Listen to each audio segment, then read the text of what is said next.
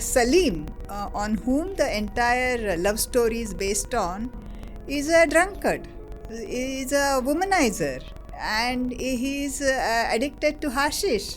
But the history is completely distorted. Yeah. Akbar used to send his scouts from home to home in Delhi area to ask if there are beautiful virgins there in the house, so that he can push them into his harem. The way Babur and his army behaved, there were beautiful women with luxuriant hair, with sindoor in their partings. But when the cavalcade left, the women, he had actually put to sword about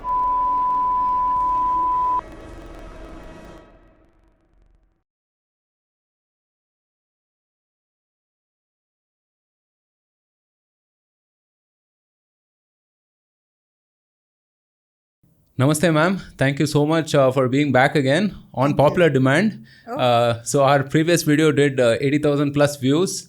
Lot of comments, very, very intriguing comments asking for more information. And so we have you back in the studio again to talk a little bit more. Just to set the context, I think last episode we covered the circumstances in which Chhatrapati Shivaji Maharaj rose, right, and the concept of Swaraj and so on. So this episode we are going to take a small deviation and then come back to the focus, which is Shivaji Maharaj, and the deviation is going to be how these historical figures are portrayed in pop culture, whether it be television or movies and so on and so forth. I know that you have strong perspectives on that, so I can't wait to get into it. So let's begin there. I think there was a significant portion of comments that were completely in disbelief, right? Arey, ye kaise, what are you talking about? Like, how come we have not heard of all of this? This is not what we saw, whether it's Mughal Azam or, whether it is Jodha Akbar. This is not the history that, we knew about. So what are you talking about? What is this Hindu genocide? The Mughal rulers were such benevolent kings and so on and so forth. Why does the average person think like that? And why is there such a divergence in the way these folks are portrayed in pop culture? Yeah, so I don't actually read because I do so many podcasts and I don't really go through all the comments. But one or two comments really disturb me in the sense they thought I am a Mughal hater. Right. Or in underline is the Muslim hater. But I want to make it very clear that I lived for 15 years in Dubai and I loved it there. Okay, I had best times of my life spent there. And among the 5 or 6 Indians I will bow down to, one of them is Dr. APJ Abdul Kalam. And I have read his biography 100 times. And I will start with a line which really hit my heart in that biography. It's a very popular one, Wings of Fire. Yeah. He says, when you are an anvil, bear. And when you are a hammer, strike. Right. You see, so I want to just make it clear, it's nothing about religion, caste or creed, it's about history and the truth. Right. Now that you have asked me about the pop culture, yeah, and everything is possible in pop culture and everything gets very popular in pop culture.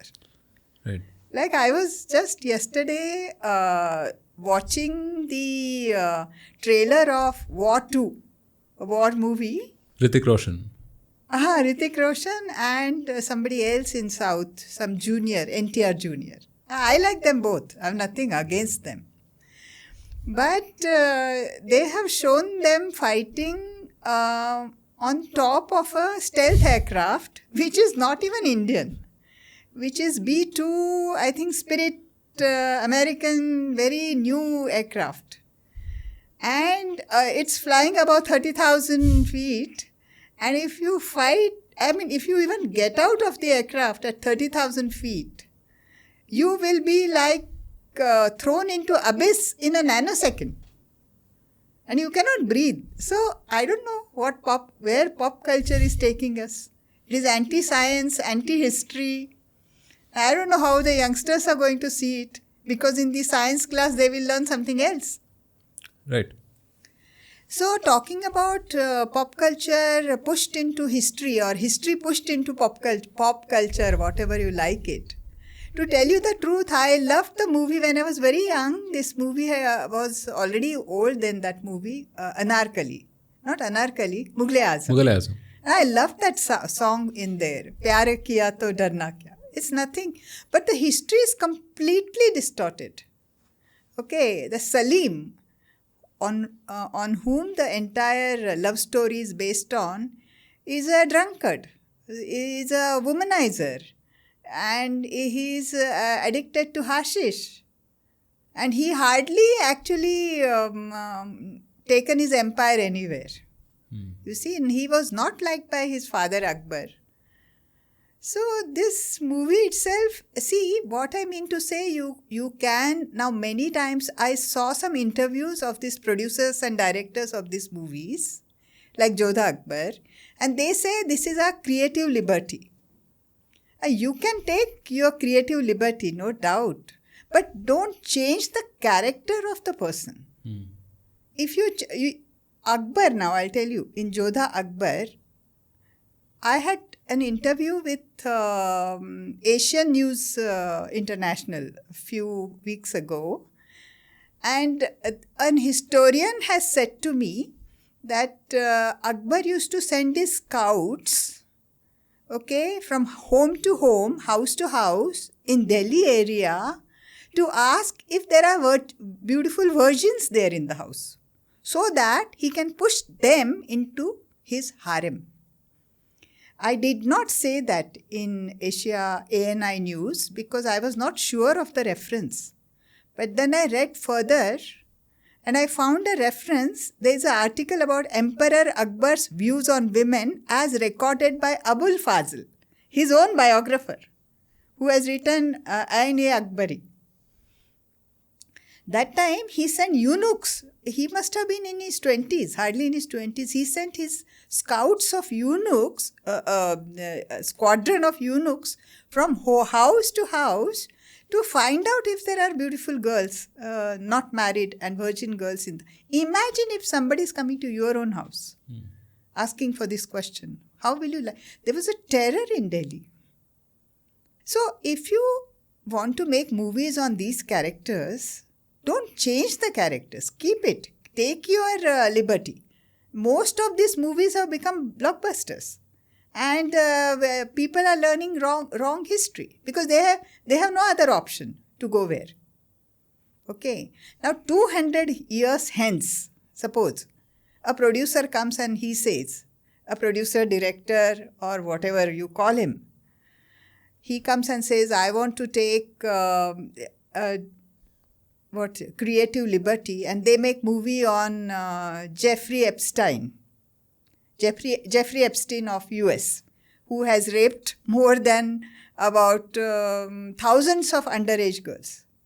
You will show him singing and dancing with another beautiful girl in the garden. Is that your creative liberty?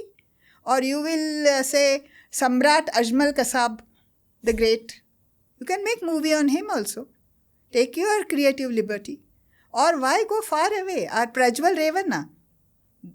Show him singing and dancing with a girl who has made 3,000 sex videos. And while he was raping the women from 15 to 70. So, see, there is a limit to creative liberty, I feel. Otherwise, don't touch historicals. Do a Pune boy falling in love with a Bangalore girl or a Mumbai boy falling in love with a Pune girl. Do those movies, stick to those. And then let your creative liberty flow. But if you're going to change the complete character of a historical personality, a historical character, change his personality or her personality, then that's a kind of, I feel it's crime. Right. You see, it's a crime. And now I think there is a movie called, there is a movie coming on Babur. I think it is SRK's movie. But I'll tell you about Babur. When he came to India in 1521, he had many raids. So when he came through Pakistan, then it was India. I mean, our, not our, I would say. It was not, it was connected to our country. Yeah. So that time, who was there, who was there to witness his invasion? None other than Guru Nanak ji. They call him Shri Guru Nanak Dev ji. Okay, he was there, and he was so shocked the way Babur and his army behaved that he said before the cavalcade of Babur entered, there were beautiful women with luxuriant hair, with sindoor in their partings. But when the cavalcade came and left, the women were all molested, the dust was in their throat, and they were wandering about like zombies. Okay, and what he called him, he wrote Babur Bani. Bani is chronicle, or chronicles. He has written, it's in his Granth Sahiba, his hymns, in his hymns, he has written that it was a marriage party of sin. And now, I would like to see this Babur movie. They show Babur as a kind and Yuga Pravartak, and he is a great man. It is a crime if they do this, if they show that movie. And I would warn actually not to see this movie if they have shown this. Don't see it if they have changed the character of Babur. I don't know. Means I do not want to judge the movie before it is released. But if they have shown him dancing around and very kind to women and dancing about with a beautiful woman, his love interest, because in Bollywood it's all about love interest and a beautiful woman. And the entire movie, entire history, entire politics and entire war politics revolves around that. Maybe we are idiots, the audience. We are idiots. I think in any serious society, rights come with responsibilities. Yes. Freedom of expression has certain limits. Yes. These limits are enforced by the people, the society, and of course the laws as well. Right, and it's important to be cognizant of that when we are making something which is of that nature, right? Mass media that can potentially influence people's minds and so on. Because these historical figures are not dead, right? They're still alive, right? I mean, they're alive in our memories, and they influence many different things with respect to society, culture, And I come from Coorg, and for us, Tipu Sultan can never be a hero for us, right? He may have fought the British or so, but for us, I mean, the kind of atrocities that he did in Coorg, in Mangalore, other parts of Karnataka like Melkote and so on, he can never be a hero for us, right? And so if you have a very heroic portrayal of him on TV series, and if the government declares a Jayanti and so on. Now there's a movie coming. Right. Tipu. I would like So that's a very bitter pill for us. Yeah. So you have to check see, it is always, if you want to show creative liberties, you can study that person, his character, his personality, what he did, why he did what he did. Right. And how he did it, and what he thought when he was doing all those atrocities. Right. All that has to come in a subtle way in the movie. No, it's that old debate, right? I mean, like, let's say Adolf Hitler. They say he was a talented painter. Okay. Maybe. Now, if you're going to show that side of Hitler, Which is fine. I mean, perfectly fine if you show that Fine. side of Hitler and say that, Yes, okay, this fine, is how fine. he painted, and Yes, you know, he was yes. very affectionate. Yes. He was a dog lover and whatnot. Whatever. You Right? show it. But you can't also, you know, completely whitewash everything else about him, right? You That cannot he was whitewash his Holocaust. Yeah, that he was a great lover of all people and so on, because that would be an absurd proposition, Yes. right? So why do they do this? You know, why is it the way it is? And oftentimes we see that, I mean, in recent times, you know, let's say Sambhaji or Shivaji Maharaj and so on, I mean, they're getting that sort of a thrust, right? But otherwise, I mean, over the last like 60, 70 years, we haven't seen the real heroes being portrayed on screen. And these folks, these invaders being glorified on screen. It's almost like a, you know, what do you call that? I really, even this is a very difficult question. Why the producers and directors do it, what they do. It's very difficult. Perhaps they find it more intriguing, the Mughal stories, and they want to please some audience, some sector of audience. I don't know. Or they think that it is going to be blockbuster. It's finance involved. So I really cannot pinpoint why they really... I don't mind. Let them do the movies on the Mughal Empire, and even let them do movies on Alauddin Khilji. Let them make movies on Muhammad Ghazni or Ghori or Kutubuddin Aibak or Balban or Bahmani Empire. But show the history, you know. Don't show distorted history. Right. You in Jodha Akbar, Akbar is shown like Eka Vachani, Eka Patni. Right. It's incorrect. Show the real character if you have the guts. Otherwise, don't touch historical. Even if there is you're going to gain a lot of, money. Right. Speaking of Akbar, you know, I went to school in the 90s, and we also learned about Akbar the Great. Yeah. Right. That moniker kind of stuck with him. But his reality is quite different. And you have looked into some of the primary sources of his life and so on, as reported by those historians of his time. What can you talk about him that we should know about? You know, how is it different from what we know? See, I'll tell you, there are 2-3 books on him. One is Vincent Smith. First of all, to start with, his historian Abu Fazl, who has written A Akbari, and his chronicle writer Badayuni, they were with him. And what they wrote is, and they were very fond of him. But even then they have written bad things, certain things which are not shown in the movie. They have written. And taking from those references, Vincent Smith has written an English book, which is a very beautiful book. If you have time, you can read it, and you can download it for free on internet, on Google. So, going by that book and all these references written by his own people, his own historians who were there in his darbar, they have written that he had actually put to sword about 40,000 people in Chittorgarh. Yeah. It was Rana's territory then, who were not bowing down to the Mughals. Right. There So, is that legend. out of that, only 8,000 were armies. 32,000 were civilians, mostly women and children. There's that legend of that mountain of skulls or something of that sort. Right? The mountain of skull is very common in that, but he put mountain of skull, and he has written letters from that I'm very busy in jihad. Okay, so that show, no? And then there was a queen, Durgavati.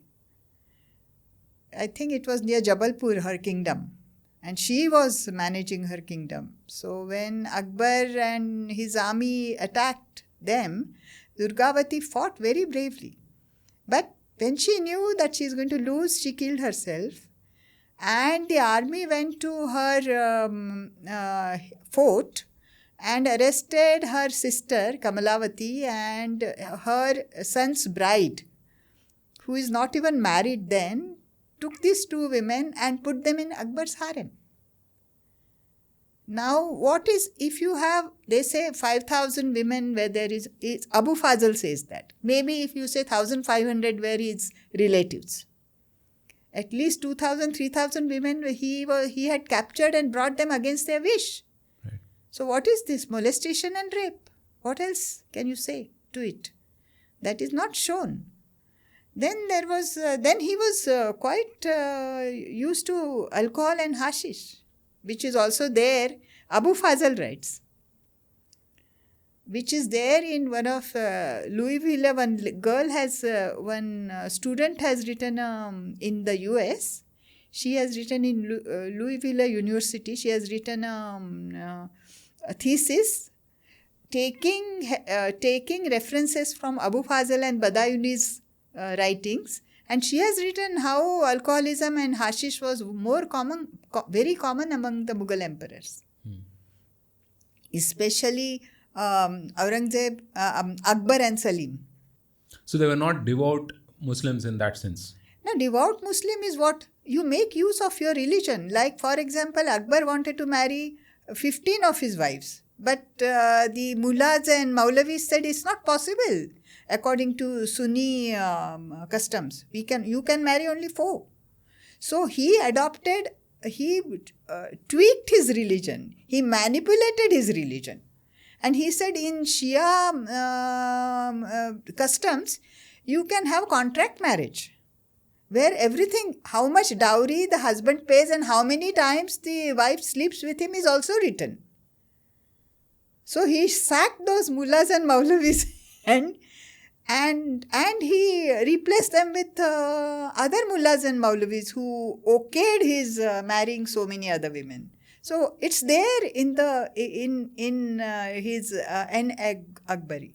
It's there. So what do you, and it's there in many other books where they have taken the references from these Muslim historians. So what do you think, did they really love their religion or they used their religion? We don't know. So they use the religion for political power, basically. And all their whims and personal whims and fancies. Right. They always hid behind their religion. They manipulated it. They tweaked it according to what profited them. There is a line of argument that says that, hey, these were excesses of a time when this was common, right? I mean, irrespective of whether it was, let's say a Mughal emperor or it was, a Hindu king, both of them had the same sort of a conduct and so on and so forth, right? I mean, it was accepted during that time. No way. Hindu Not kings, true? but no. They see, when there is a battle, people are going to die. Right. That's for sure. But I don't know whether, I have not seen or read anywhere where Hindu kings went into your house, your bedroom. They killed your newborns. They abducted your wives. They abducted your sons, made them eunuchs, by crude operations, and sold them in slave trade. Show me where is that written? Give me one reference of that. That Hindu kings have collected about 20,000 boys and burst their, genital organs and made them eunuchs. And then 5,000 of them survived, and they sold them 5,000 to the Muslim emperors and Islamic emperors and sultans and their mansabdars and their warriors to look after their harem. Show me one single reference like this. In fact, that is portrayed as a I won't say a weakness, but that is portrayed as a vulnerability on our side. That we were upholding dharma, we were going by these laws, ancient laws of war and so on and so forth, while the quote-unquote mlechas, as they called them, right, the invaders, had no such they didn't have any rules. They did not have any rules, for sure. They did not have any rules or regulations, because the people they brought in were not Deshabhaktas or patriots. They were mercenaries from the Central Asia. Right. This is what we discussed. Those mercenaries were said that you loot, you abduct, you kill, you make sex slaves and sell them, and keep 80% of the money for you. Right. So ऐसा तो नहीं देखा है Hindu battles में. I don't know. Of course, there were cruelty, there were wars, hundreds and thousands died, there were jealousy among themselves. They did not come together like many of the Muslim sultanates.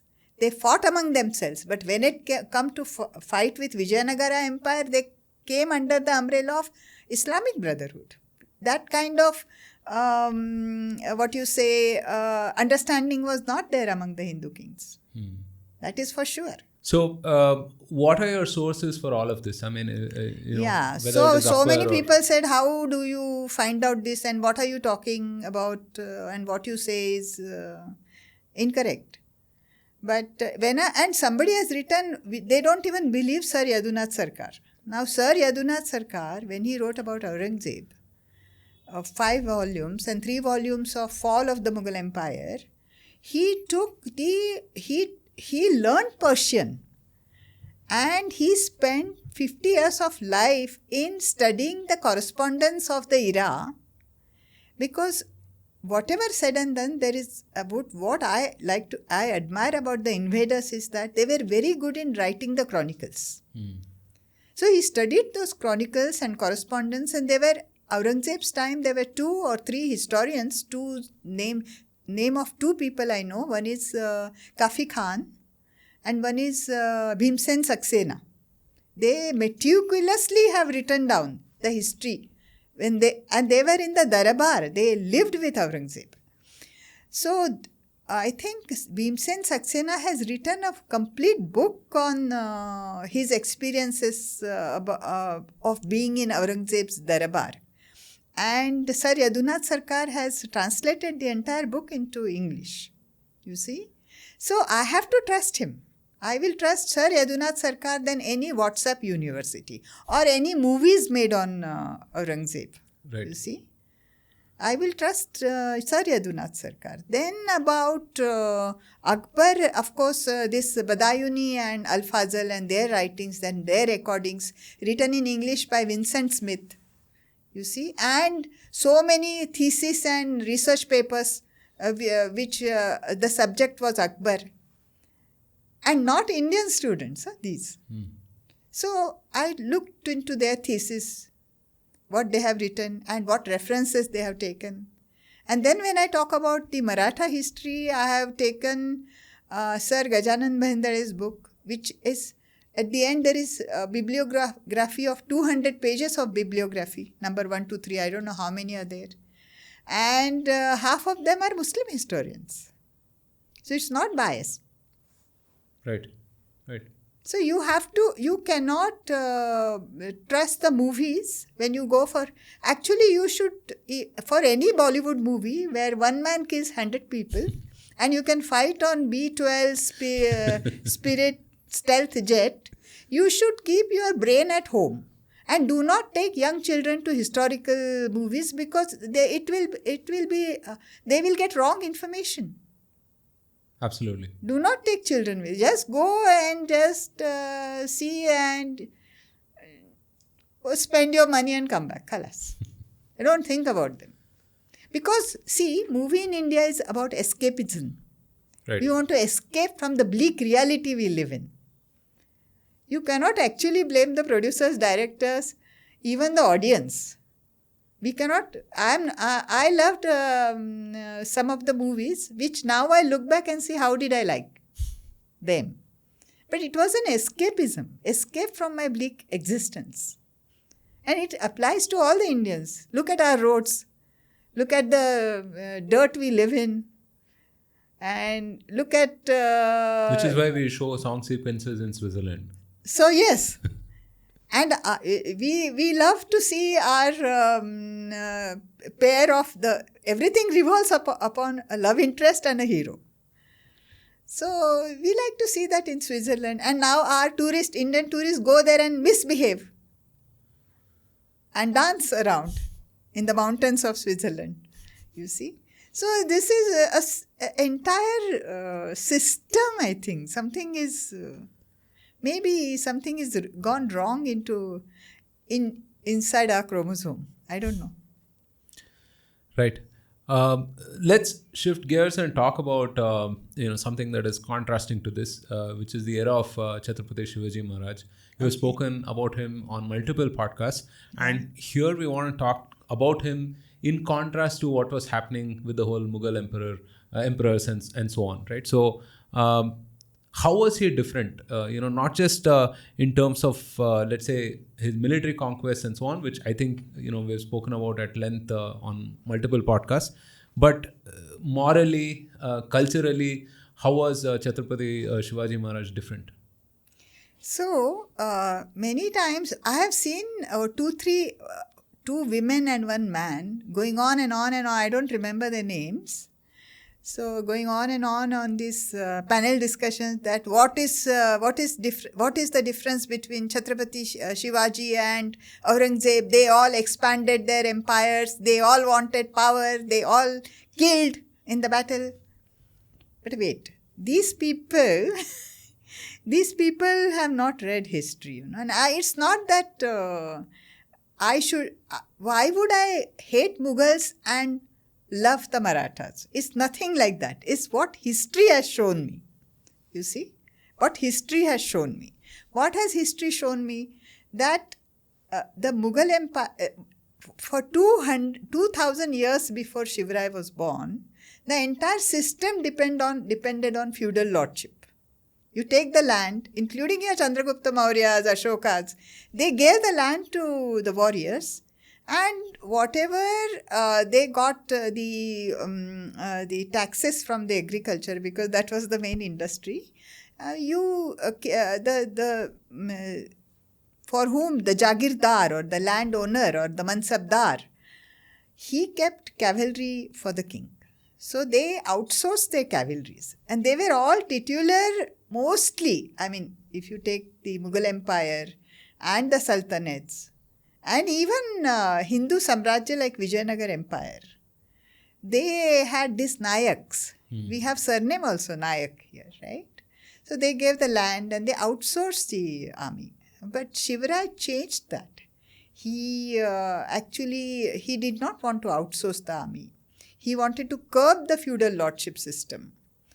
So he started a military system where, like, we have a military system, like there is a general, then there is a lieutenant general, then there is a major general, then brigadier, and then whatever, So this is a chain of command.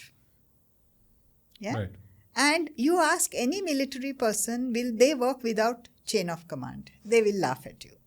So Shivaji was the first one to start this chain of command, and every soldier was paid from the treasury of the nation. It was not outsourced that you keep the cavalry for me. No, I will keep my cavalry, I'll pay them. So how was the chain of command? Just like there was a Sarnobat. Yeah. Then there was a Panchahazari. So many Panchahazaris reported to Sarnobat. Like general, so many lieutenant generals will report to one general. Same way, Sarnobats. So many Pancha-Hazaris reported to Sarnobats. So many Hazaris reported to their Pancha-Hazaris. Right. So many... then there was this... then there were two more, including Havaldar at the end. So there was a chain of command that way in Shivaji's system. This is the first time he started this system in history. You show me any other Hindu king with chain of command, or Muslim king, or Muslim emperor, or Badshah. So in many ways, you can say Shivaji Maharaj was the forefather of the modern Indian military in some sense. I would say that. Right. Though many people will not like it. I will say that if you see how the modern military system is based on Shivaji's military system, what he started. Yeah, and that was his military genius. Why do we call him genius? I have not fallen, I wouldn't say in love, but fallen in his, like you, how you feel for Einstein. Same way I feel for him. You see? So this was incredible. Where did he get the idea from? Because it was non-existing before. Then he's the first one to have a military law. You cannot touch the enemy women and children. If you do, then you are killed. Then he was the first one when, see, the slave trade was very, very lucrative. The Portuguese had become immensely rich in that. And the Mughals wanted eunuch slaves. So there is a incident in a book I have given, it is written by M.A. Khan, the book, about Mughal atrocities. I mean the atrocities of the Islamic invaders. So in his book he writes that near Golconda, Hyderabad used to be known as Golconda Empire. There about 22,000 eunuch slaves were sold in 1 year in 1659. So if you want to create 22,000 eunuch slaves, how many boys you need to castrate? Because 1 in 5 survives. Wow. 4 die of tetanus. This was when Shivaji took Cholamandala coast. Before he died, 2-3 years before he died, he had a meeting with Dutch traders, and he said, if you as much do human trade or slave trade, I will deal with you in my own way. Who will? Why would he say that? Nobody has said before that. So was he not different than the Islamic invaders? Akbar never did this. They do a big big fanfare. Oh, he stopped jizya tax, but he did not stop khara tax. Khara was 50% agriculturist on Hindus and 10% ushar.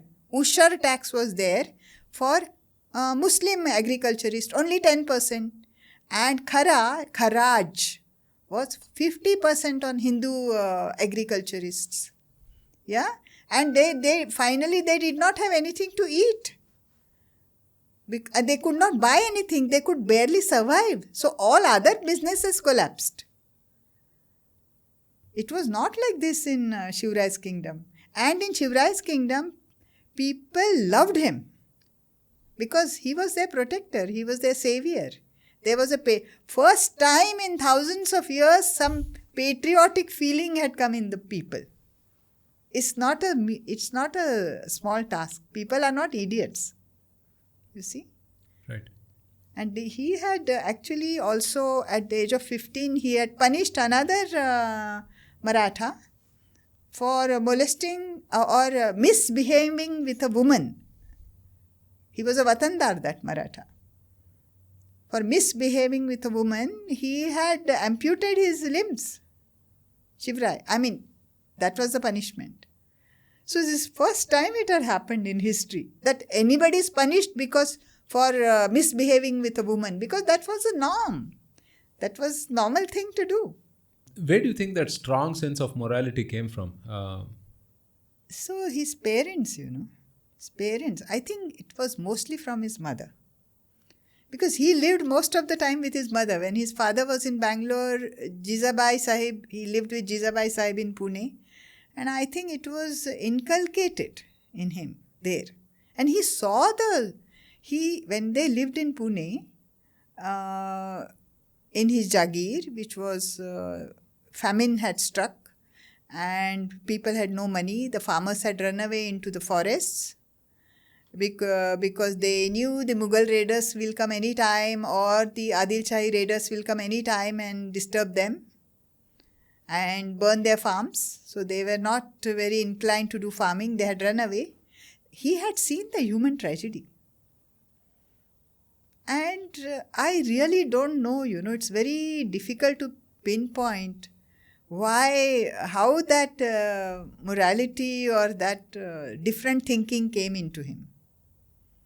Maybe like he said always, Hitar Shrinchi Icha, it's a God's wish. We don't know. There have been many great kings, across ages, across centuries. in Bharat. But Shivaji Maharaj holds a special place because he's also considered a unifier of Bharat, right? How did he have that vision to unify Bharat and to bring us all together? See, to start with, he might not have thought about unifying India. It was what he wanted is that in his, he must create a Swaraj for his people where they can follow their own religion, their customs, and live without fear under one umbrella. So that was his dream, you see. His dream was not that I am going to have the entire Hindustan one day. Of course, it happened later, after he died. Right. In Peshwa's time. Right. The Maratha Empire grew and grew and grew. But many of his principles were not followed. You see? Many of his principles were not followed. They could not follow it. So, my interest in history is still Aurangzeb's death. My last book now, which will come in March, ends in Aurangzeb's death. After that, I'm not going to write about it. So one thing that has always puzzled me is for as great a person as Shivaji Maharaj and as formidable, as significant as the Maratha Empire was, why isn't it known more? Known more physically as well, right? I mean, because when you talk about Mughals, you talk about all these monuments, these architectures and this and that and everything, and all of us, perhaps because of the history textbooks, we kind of know these things, right? I mean, at the very least, we know, let's say Taj Mahal or whatever else, Red Fort and so on. But Fatehpur Sikri, of course. Why does the average Indian not know more about Shivaji Maharaj and the Maratha Empire? Were they sort of understated also in the number of these kind of monuments that they built, or is it some other reason? See, before the Mughals arrived, I have asked, many people have asked me this question, that Mughals brought culture, architecture and the food. Biryani. So many comments I've seen. So actually, I feel sorry for them, on those who talk like this. There are temples. There were temples. Thousands and thousands of temples with such architecture and such beauty, but they're all broken in the north, you see. And those temples were built not like the Mughals built their monuments, because, as I told you, from whose blood and sweat and flesh these monuments were built. 50% of Kharaj was taken for the agriculturist. Thousands and thousands of farmers died with hunger. They were killed for if they could not, the collectors of revenue could not collect enough revenue from these people. And their children and wives were abducted and sold. And who do you think built these monuments? The Hindu Kalakar, the natives. See? So, of course, there was some kind of a mix, Islamic and Hindu architecture, the entire thing. The domes came from Central Asia, the idea of domes. But the figurines, the beautiful stone, sculpted into stone, they were already there in India. So it's not that they came with some vision or anything. But people don't know, they also brought in, an ecological disaster along with them. All this Babur and his son Jahangir, his son Humayun, and then Akbar, and then Jahangir, they were all great hunters. In Jahangir Nama, just download Jahangir Nama, right? Okay. And download it. You will read there, Jahangir has written he has killed 28,500 animals. Wow. And 13,500 birds. He alone, single. And along with his sometimes wife, Noor Jahan. And you make beautiful, beautiful movies on Noor Jahan. And this Jahangir was full-time addicted to wine, women and hashish. He did not do much for his empire. So, and then the entire crop, the entire our indigenous crop were destroyed and they were replaced by poppy growing. And poppy growing was a cash crop. So the system, our earth changed. Ecology of our forests changed. Our beautiful temples destroyed. Indian, I will not even say our, what existed. So it's not that these invaders brought great architecture and great art and great food along with them. What food they could, in Babur Nama he has written, I have not seen these chickens the way they are healthy and succulent like in India. And anything goes under Mughlai. There was no red chili or green chili in those days, 400 years ago. Now they put anything and call it Mughlai. So there is no authenticity to anything. Right. So we had art, we had architecture, and we did not build those temples on the blood of charging the farmers 50% tax, whether they die or they live. We did not, before the Islamic invasions, there were no skull minars. There was, if you read Sri Gajanan Mehendale's 1,500-page book, on his page 49 to 50, you will read about a Englishman called Peter Mundy. He was an employee of East India Company. He travelled from Agra to somewhere, some 200, 300 kilometers, and he saw skull minars, and how many? It was in 1631. I'll give you the year also. And you can download his travelogue. So he saw about 8,000 skull minars of the farmers. Each minar having 60 to 70 skulls. What do you have to say about that? It was Jahangir had just died then, I think. And Shah Jahan had taken over. Jahangir's rule lasted till 1627-28.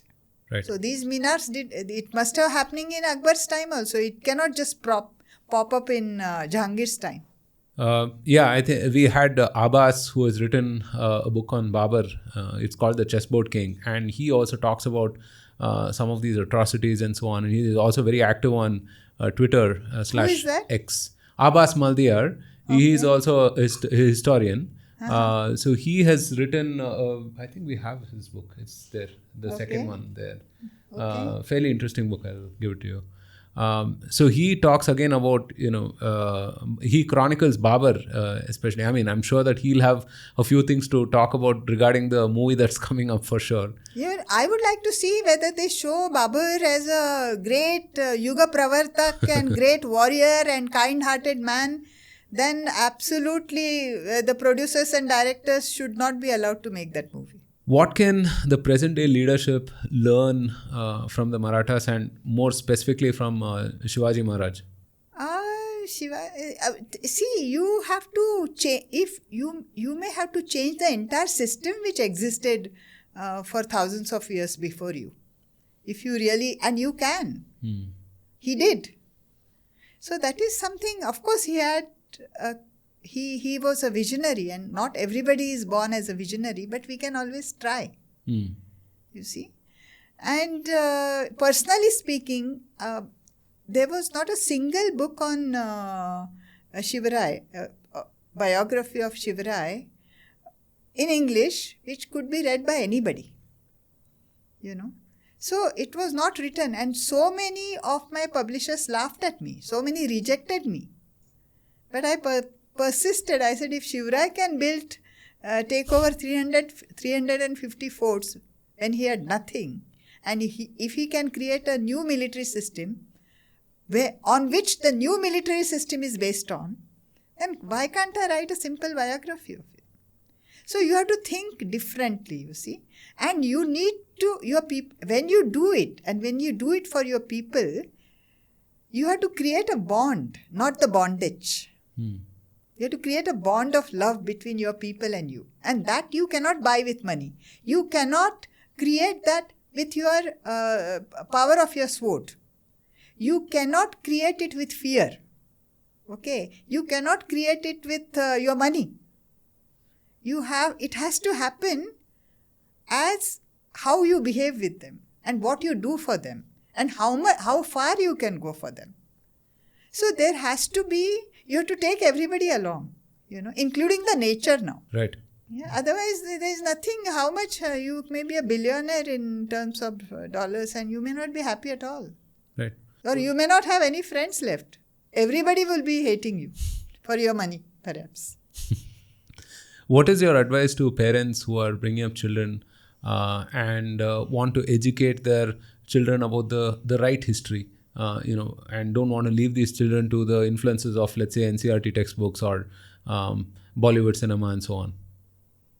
They can buy my book, Of course. Challenging Destiny for Young Readers. Right. To start with. Absolutely. Then once they get hooked to good books, then they themselves will go to the library and select. Right. Right. You see? Yeah. In that sense, I mean, your books, they're so very well written. It's really a page turner. It doesn't feel like a dry history book that we read, in 7th or 8th or 9th standard. It is a story. Yeah. And you make it so relatable as well. You can relate to the sword that someone was using. You can relate to the fort and so on and so forth. And I don't use bombastic English words. Yeah, very simple and very relatable. Yes. Absolutely. Absolutely. Ma'am, on that note, what do you have coming up next? What should readers watch out for? So, now my next book, what happens after Shambhuraje's death, when Aurangzeb brutally kills him piece by piece in his camp near Ahmednagar on the banks of Bhima river. After that, what happens? Nobody has any clue what happened after that. So, it's about that period and how a woman warrior from Shivraj's family rises and she wars with Aurangzeb for 7 long years, and her war strategies and battle strategies are completely different than Shivraj's and Sambhaji's. And they suit that kind of environment where she is in. She is widowed, she is 25 with 2 small children, and if she doesn't fight, she would be taken by the Mughals. And she fights for 7 years and never allows Aurangzeb to win. And what happens to him at the end? The defeated Aurangzeb. The book is about this. Wow, wonderful. It's about Maharani Tara. So whenever I tell people I am writing about Maharani Tara, I am writing about a Maratha queen, warrior queen, they say, is it Jhansi ki Rani? I said, no. It's different. So this woman warrior, Maharani Tara, is very little known. There is not a single book about her in a fiction or non-fiction way in English, not that I have seen. So I thought I'll be the first one to write. There are some books in Marathi. Right. Amazing. Really looking forward to that one, and perhaps having you on the podcast again to talk about it at length. Thank you so much, ma'am, for being in the studio with us today. It was, as always, fascinating to listen to you. So thank you so much. Thank you so much, and welcome. Thank you. I also thank you for calling me, inviting me. Right. Thank you.